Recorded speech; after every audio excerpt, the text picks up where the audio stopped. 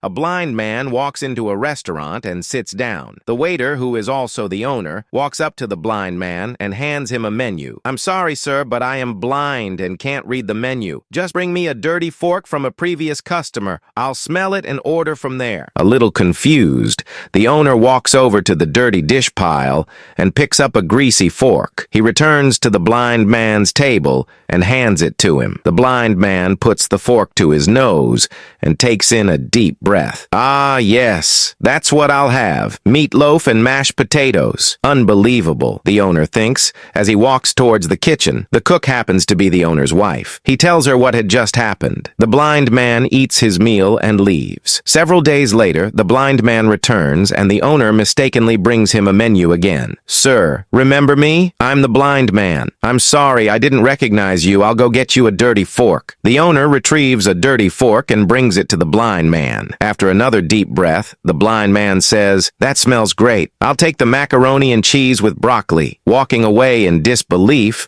the owner thinks the blind man is screwing around with him and tells his wife that the next time the blind man comes in, he's going to test him. The blind man eats and leaves. He returns the following week, but this time the owner sees him coming and runs to the kitchen. He tells his wife, "Mary, rub this fork on your panties before I take it to the blind man." Mary complies and hands her husband the fork.